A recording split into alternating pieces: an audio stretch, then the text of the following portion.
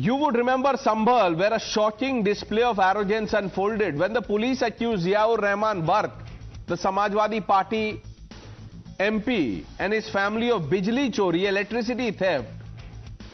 A former MP, his father, a former MP, brazenly threatened the cops. The message was clear. How dare you question us?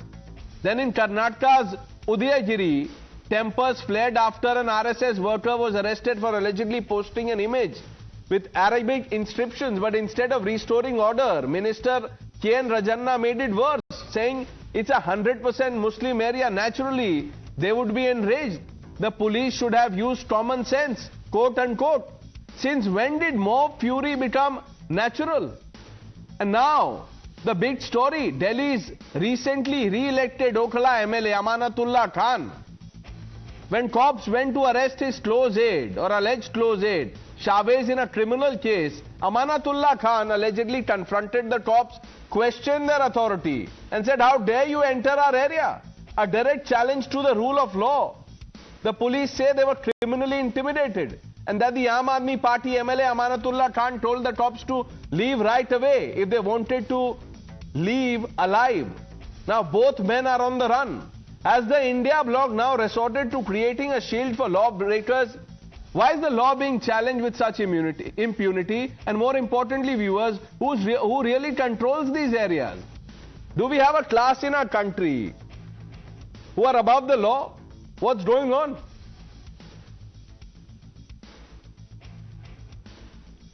Let's open this up. Sardar R.P. Singh, national spokesperson of the Bharatiya Janata Party, joins the panel. Syed Asad Abbas, political analyst. Professor Bhuvan Bhaskar Joshi, national spokesperson of the Samajwadi Party, also with us. Syed Asad Abbas, what is this mindset that this is a Muslim area, don't come and question us even if we are stealing electricity? Are some people above the law or more equal than others? Pranesh sir, firstly, always a pleasure to be on your show, sir. Thank you for inviting me. Now, coming straight to your question, I've always believed with great power, there's great responsibility and equal accountability. Be it Ziaur Rahman Saab or be it Amanatullah Khan Saab or any MLAs or member of parliament or designated ministers or leaders across the political lines must and should understand that the law and order is above all their leadership. Now, let me get straight across to the point. If you ask me the question, sir, do I believe is there any Muslim designated area, Hindu designated area? Absolutely no. There should not be. And if it is there in anybody's understanding, that is the biggest misinterpretation that they hold. Now coming straight to the point, what I hear of Amanatullah Khan Sahab. What I learn is that Mr. Amanatullah Khan, as per the media report, has written a letter to the Delhi Police Commissioner, who has clearly stated that I have recently won the elections, I am very much in my constituency, and I am fully looking forward to... Where is he? Which constituency? Which constituency, sir? Maybe some other constituency, not on this planet, because the cops are looking for him. And if he is so sure of what he has done or not done, he should submit himself to the cops. He is a lawmaker. Why is he setting a bad example? Pranesh, Mr. R.P. Singh, what's going on?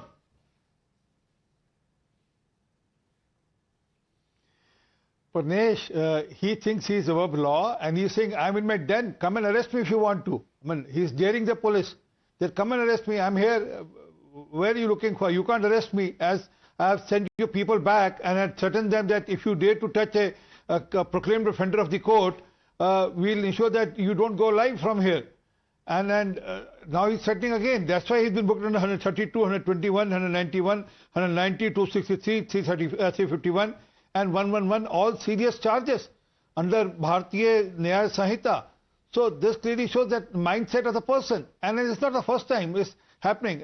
He has a track record, and then he has been that way. He thinks he's a lord. He's some king of that Okhla state. And then whatever he decides, his word is the final word. Right. Police or administration has to go by him. He has once also threatened a administrative officer during elections. Also, the cases were registered against him. His son was caught driving a bike without a license, without a papers. And when asked, he said, "Mera baap MLA hai." So there's the mindset, there's the dynastic mindset of the Viewers, let me read from the FIR. class mindset he has. उसने हमारी एक नहीं सुनी, वो कहने लगा ऐसी police और कोर्ट को हम कुछ नहीं मानते, और अमानतुल्लाह ने हेड कांस्टेबल रोशन का आई कार्ड छीन लिया। अमानतुल्लाह व उसके साथियों ने हमारे साथ धक्का मुक्की व हाथापाई की। अमानतुल्लाह व उसके साथियों ने हमें धमकी दी कि यह इलाका हमारा है और तुम यहां से चुपचाप निकल जाओ, नहीं तो तुम लोगों को यहां से जिंदा निकलना भारी पड़ जाएगा। This is a lawmaker speaking to the police. This is not about one Amanatullah Khan. This is a mindset problem, doctor Ranganathan. No, once again, I am at variance with you. Amanatullah Khan is absolutely right.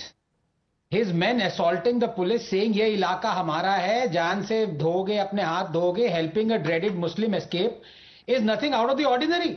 If you remember, Pranesh, the legislator of Sambhal had also threatened police when they came to inspect his home that was tapping power illegally. There are dozens of cases where Muslim legislators in this country threaten the non-Muslims for venturing into their areas, especially the police.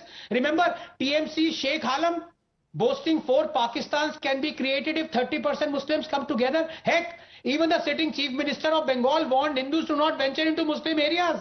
And so, of course, it is not mainstreaming of violence when in India a political party can select as a candidate a man who offered 51 crores to anyone who beheaded Charlie Hebdo journalists or condoled the death of Bani the terrorist, or when an award can be presented to the PFI chief by a vice president, or when Yasin Malik is celebrated by a prime minister, or when thousands collect for funerals of terrorists, of Indian terrorists and also of Lebanese terrorists. Look, there is a parallel world that is inhabited by hundreds of millions of Indians. Accept it.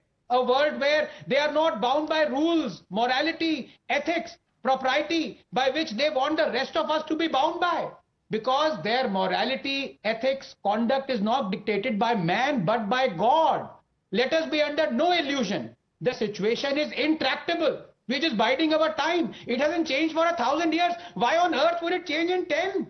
Okay. Remember, Islam transcends national boundaries. You are a Muslim over and above everything else. Pranesh, we have to accept what Ambedkar said. Quote, Islam is a close corporation. The brotherhood of Islam is not the universal brotherhood of man. For those who are outside this corporation, there is nothing but contempt and enmity. The allegiance of a Muslim does not rest on his domicile in the country which is his, but in the faith to which he belongs. Islam can never allow a true Muslim to adopt India as his motherland and regard a Hindu as his kin and kin, unquote. We have to accept this, the reality. How longer can we keep on hiding?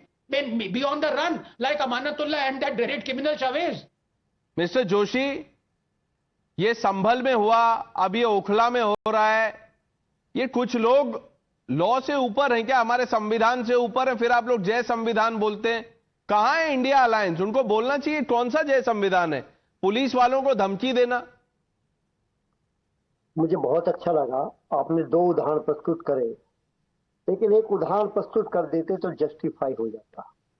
हमारे मित्र बैठे हैं political, हमारे प्रवक्ता Bharatiya Janata party के, इनके नेता हैं कैलाश विजयवर्गीय और उनके बेटे हैं आनंद विजयवर्गीय। दोनों को बल्ला चलाते हुए पूरा अपने एरिया में पूरे देश ने देखा है, प्रदेश ने देखा है, और आज टीवी पे आके बड़ी बड़ी बातें कर रहे हैं। मैं उनका कोई डिफेंड नहीं कर रहा, लेकिन अब चुनाव परिणाम आ चुके हैं और ऑपरेशन लोटस किस तरह काम करता है ये महाराष्ट्र में देखने का काम करा, अन्य प्रदेशों में देखने का काम करा है कि किस प्रकार जहां पर इन लोगों से। जोशी जी कहां से कहां चले गए? वो अखिलेश यादव ने एक जर्नलिस्ट को पूछा था आपका नाम क्या, उन्होंने कहा कि मिश्रा मेरा नाम है, तो उसके बाद क्या कहा वो देख लीजिएगा। मैं आपसे बस इतना पूछना चाहता हूं कि आपने जो एग्जाम्पल दिया कैलाश विजयवर्गीय का बल्ला चलाते हुए, वो हमने टाइम्स नाउ ने उस स्टोरी के साथ क्या किया था आपको देखना चाहिए, क्लिप्स अवेलेबल है सर। लेकिन दुर्भाग्य यह भी है कि असादुद्दीन ओवैसी ने क्या कहा था जूनियर उनके भाई ने, और उनके साथ क्या हुआ। तो ये तो एग्जाम्पल्स हैं ही, ये एग्जाम्पल्स हैं हमारे पास, लेकिन उसका मतलब ये नहीं होता है कि वॉटर बाउंड्री में ये सब कुछ माफ है, कि पुलिस अगर आ रही है आपके पास तो आप बोल दो कि how dare you come to us. Mister Pandit, how is this different from रलीब गलीब चलीब mindset? Yes, Pranesh, thanks for having me on this show.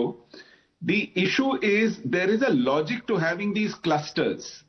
clusters where you have an overwhelming number of Muslims dotting the country, and these numbers are used to unleash the tyranny of these numbers on law enforcement agencies time and again.